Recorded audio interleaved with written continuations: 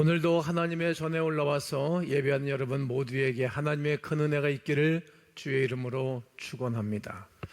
오늘서부터 이제 간증이라는 총주제로 말씀을 증거하면서 오늘은 바울의 간증입니다. 자신이 즐겨 부르는 노래를 가리켜 18번 곡이라고 말합니다. 가장 좋아하는 노래이면 1번이 되어야 하는데 왜 18번이라고 했을까요? 여기에 숨겨진 스토리가 있습니다. 18번이라는 표현은 일본 대중에게 인기가 많았던 전통 공연예술 가부키와 연관이 있습니다. 17세기 가장 유명하고 인기 많았던 가부키 배우 이치가와 던조로는 주옥 같은 가부키 작품 18편을 선정했습니다. 여기서 사람들이 가장 자주 부르는 애창곡이라는 의미로 18번이라는 표현이 탄생하게 되었습니다. 이 표현이 일제강점기 때 우리나라에 들어와서 멀리 퍼지게 되었습니다. 그래서 지금도 나의 18번 노래라고 하면 나의 애창곡이라는 뜻을 가진 표현으로 쓰이고 있습니다. 여러분의 18번 노래는 어떤 곡입니까? 그런데 사실 전부 다 반복해서 부른 노래가 있듯이 전부 다 자주 반복해서 이야기하는 사실이 있습니다. 제가 신방 가서 이야기를 하다 보면 예전에 하셨던 이야기가 똑같은 이야기를 계속 반복적으로 하시는 거예요. 대부분 반복되는 이야기는 그분의 삶에서 최고의 이야기인 경우가 많습니다. 그것을 반복해도 단 한 번도 실증을 느끼지 않는 것을 보게 됩니다. 우리 인생 최고의 이야기는 하면 할수록 신이 날 뿐입니다. 여러분에게 만나는 사람마다 반복해서 들려주고 싶은 18번은 어떤 이야기입니까? 사도 바울에게는 만나는 사람마다 들려주고 싶은 18번 이야기가 있었습니다. 그가 바로 예수님을 만난 이야기입니다. 바울은 간 곳곳마다 자신이 어떻게 예수를 만나게 되었는지, 그로 인해 자기 삶이 어떻게 변화되었는지 많은 사람에게 이야기를 들려주고 싶었습니다. 가는 곳마다 만나는 사람들마다 이야기를 늘 들려주었던 것입니다. 바울과 같이 예수를 믿게 해주는 모습, 예수를 믿게 된 계기, 예수를 믿은 이후에 어떤 변화가 일어났는지 계속 이야기를 준호해 주었습니다. 이것을 갖다가 간증이라고 말하는 것입니다. 간증하기 위해 특별히 따로 훈련을 받을 필요가 없습니다. 간증은 예수님을 믿는 사람이라면 누구나 할 수 있습니다. 간증은 사람의 마음을 예수께로 움직이는 강력한 힘이 있습니다. 이미 예수님 믿은 사람에게 간증을 들려주면 큰 믿음의 격려가 됩니다. 아직 예수님 믿지 않는 사람들에게 간증을 들려주면 믿음의 도전이 되기 때문입니다. 우리가 사람들과 만나서 하는 대화 속에 예수님이 없다면 세상 사람과 무엇이 다르겠습니까?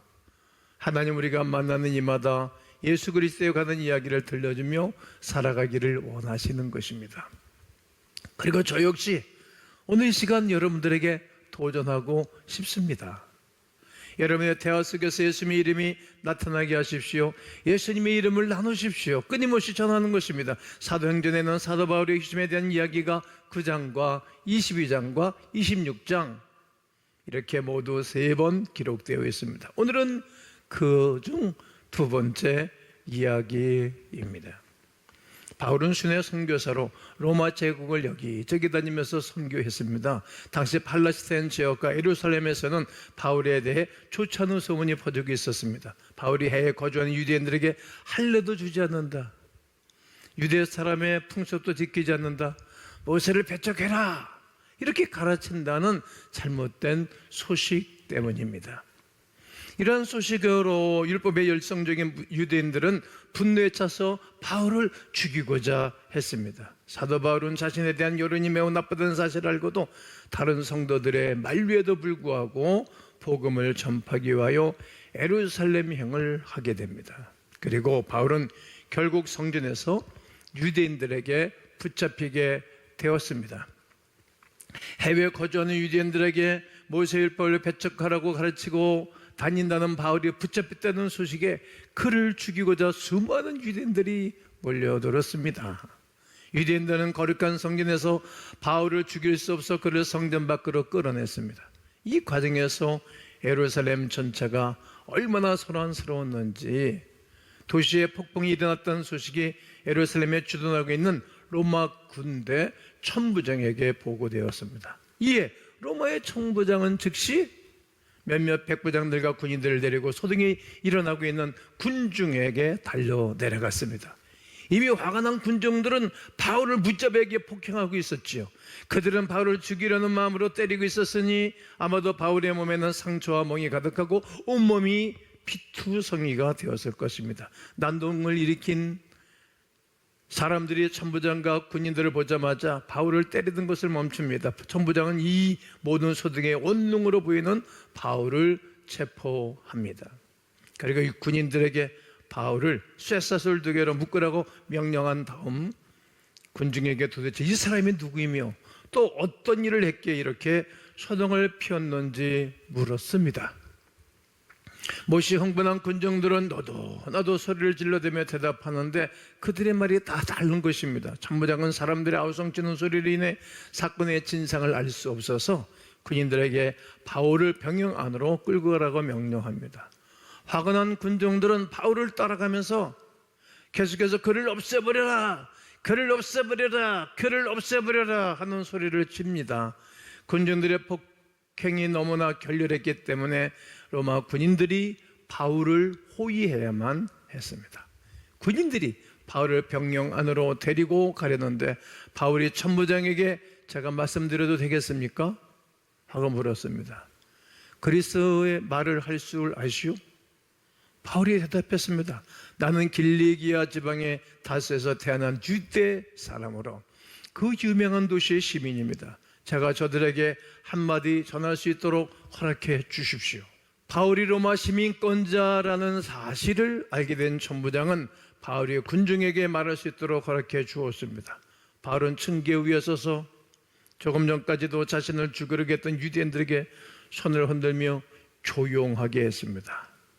군중이 어느 정도 잠잠해지자 바울은 모든 사람이 알아들을 수 있도록 시브리 말로 자신의 간증을 나누었습니다.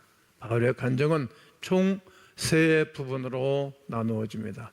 예수님 믿기 이전의 삶, 예수님을 믿게 된 계기, 예수님 믿은 이후의 삶의 변화입니다. 우리도 바울의 간증을 따라 우리의 간증을 다시 한번 정리해 보면 좋겠습니다. 첫째, 예수님 믿기 이전의 삶입니다. 우리는 예수님 믿기 이전의 삶을 나눌 수 있어야 됩니다.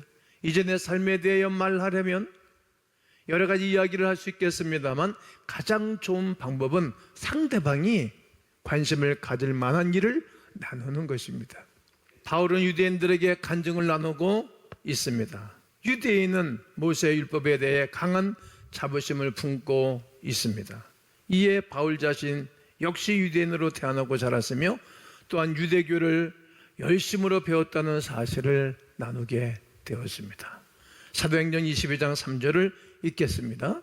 나는 유대인으로 길리기아 다소에서 낳고 이성에서 자라 가말리엘의 문화에서 우리 조상들의 율법에 엄한 교훈을 받았고 오늘 너희 모든 사람처럼 하나님께 대하여 열심히 있는 자라. 바울은 다소라는 도시에서 로마 시민권으로 태어났습니다. 아버지가 시민권자였고 그는 거기서 살면서 로마 시민권자로 태어난 것입니다. 그는 유대인 가정에서 태어났다는 거예요. 어렸을 때 예루살렘으로 와서 당시 최고 권위자 중 한 사람인 가멜리엘에게 율법 교육을 받았습니다. 바울은 엘리트 코스를 밟은 사람입니다.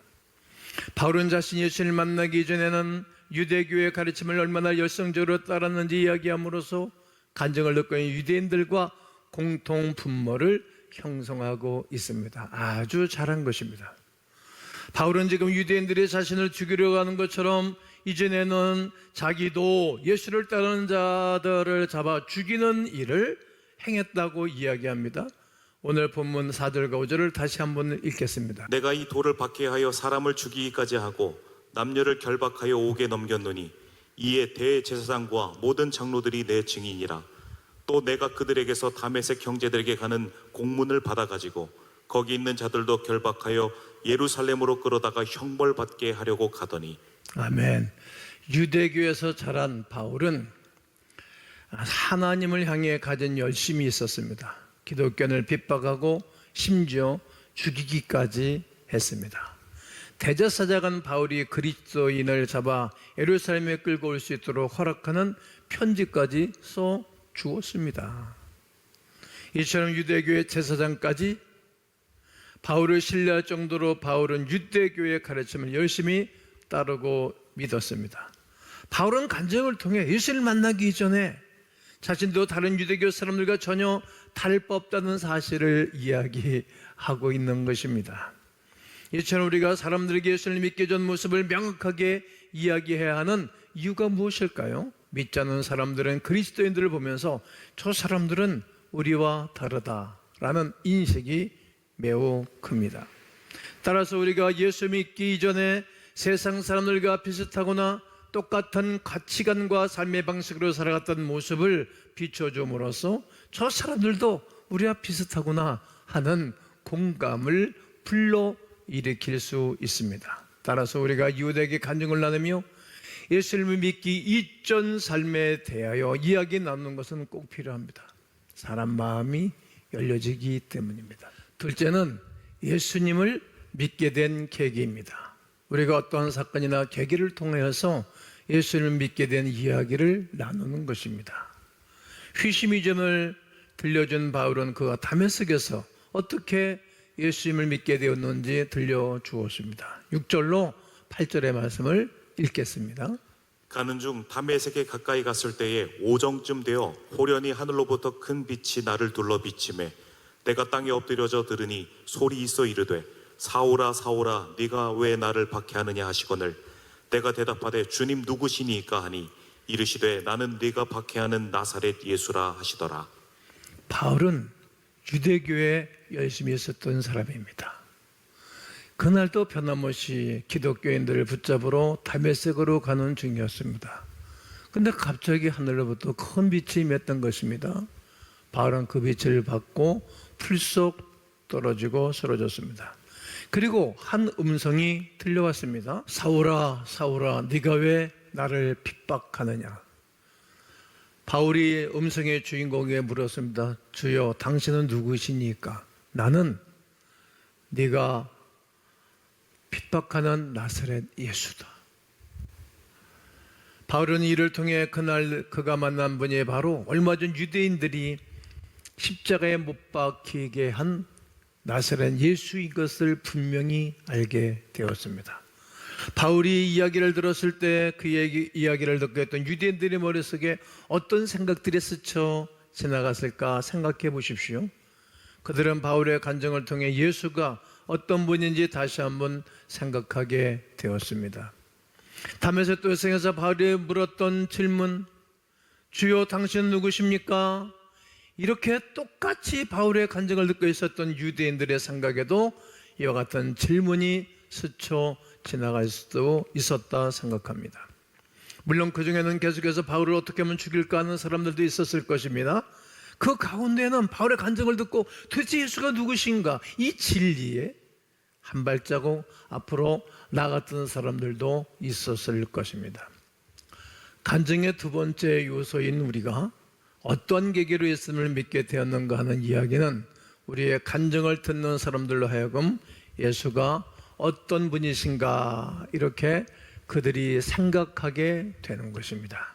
또한 예수를 모르는 사람들에게 우리가 어떻게 예수를 만났는지 그 길을 보여줌으로써 그들도 우리와 같이 예수를 만날 수 있는 길과 방법을 제시해 주는 역할을 합니다. 따라서 그리스도인은 다른 사람에게 어떻게 예수를 믿을 수 있는 것인가 계기를 만들어 줄 수 있는 은혜의 시간을 갖게 되는 것입니다. 셋째는 예수님 믿은 이후 삶의 변화입니다. 우리는 예수를 믿은 후 삶에 나타난 변화에 관해 이야기해 줄 수 있어야 합니다. 바울은 예수를 만난 이후 다메섹에 살고 있는 그리스도의 제자인 안나냐라는 사람을 만나게 됩니다. 그리고 그곳에서 바울은 자신이 앞으로 남은 생애를 살아가는 가장 분명한 목적과 사명을 하나님께로부터 받게 됩니다. 오늘 본문 12절로 15절을 읽겠습니다. 율법에 따라 경건한 사람으로 거기 사는 모든 유대인들에게 칭찬을 듣는 아나니아라 하는 이가 내 곁에 와 곁에 서서 말하되 형제 사오라 다시 보라 하거늘 즉시 그를 쳐다보았노라. 그가 또 이르되 우리 조상들의 하나님이 너를 택하여 너로 하여금 자기 뜻을 알게 하시며 그 의인을 보게 하시고 그 입에서 나오는 음성을 듣게 하셨으니 내가 그를 위하여 모든 사람 앞에서 내가 보고 들은 것의 증인이 되리라. 아멘. 바울은 예수 믿기 전에는 기독교인들 핍박하는 핍박자였습니다. 그러나 이제 예수 그리스도의 증인이요 복음의 전도자로 살아가게 됩니다. 간증을 통해 예수님을 만난 이후 우리의 삶이 변화되었음을 나누는 것은 예수님께서 지금도 우리 안에 살아 역사하고 계심을 나타내는 확실한 증거가 됩니다. 가짜는 어딘가 티가 납니다. 사람은 영적인 존재이기에 간증이 단지 말뿐이라면 아무도 믿지 않을 것입니다. 그러나 예수를 믿음으로 말미암아 우리의 삶에 나타난 진정한 변화는 간증을 듣는 사람들에게 쉽게 부인할 수 없는 증거가 됩니다. 바울의 삶에 나타난 놀라운 변화는 바울 안에서 역사하고 계시는 예수 그리스도를 선명하게 나타냈습니다. 이와 마찬가지로 예수 그리스도를 믿음으로 말미암아 우리 삶에 나타나는 변화야말로 우리 삶에 역사하고 계시는 예수님을 나타내는 확실한 증거가 됩니다. 우리 그리스도인은 예수님에 관하여 이야기할 수 있어야 합니다. 혹시 다른 사람에게 예수님에 대해 말하기가 부끄러워하고 있지 않습니까? 예수님은 우리가 사람들 앞에서 예수님을 부인하면 하나님 아버지 앞에서 우리를 부인하겠다고 말씀하셨습니다. 그러나 우리가 사람 앞에서 예수님을 시인하면 하나님 아버지 앞에서 우리를 시인하겠다고도 말씀을 하셨습니다. 마태복음 10장 32절과 33절을 우리 다 함께 읽겠습니다. 시작. 누구든지 사람 앞에서 나를 시인하면 나도 하늘에 계신 내 아버지 앞에서 그를 시인할 것이요 누구든지 사람 앞에서 나를 부인하면 나도 하늘에 계신 내 아버지 앞에서 그를 부인하리라. 아멘. 여러분, 우리가 믿고 있는 그 예수 그리스도는 사람들 앞에서 얼마든지 자랑하고 얼마든지 증거하고 얼마든지 말할 수 있는 자랑스러운 분입니다. 아니, 우리의 영원한 생명이고 기업이고 주님이시기 때문입니다. 예수님에 관해 이야기하는 것을 부끄러워하지 마십시오. 우리를 위하여 십자가에서 자신의 몸을 찍으시고 피를 흘리시고 죽으신 주님이신데 우리가 이 귀한 주님을 어찌 부끄러워하시겠습니까? 사랑하는 성도 여러분, 예수님 우리를 주의 증인으로 삼아 주셨습니다. 우리는 예수님을 증거하며 살아가야 할 사명이 있습니다. 예수님 믿기 전의 삶, 예수를 믿게 된 계기, 예수를 믿은 이후의 삶의 변화를 사람들과 만나고 증거함으로 많은 분들이 예수 그리스도에게로 돌아오게 하는 위대한 복음을 증거하는 증거자들 다 되시기를 예수 그리스도의 이름으로 권면하고 축복합니다.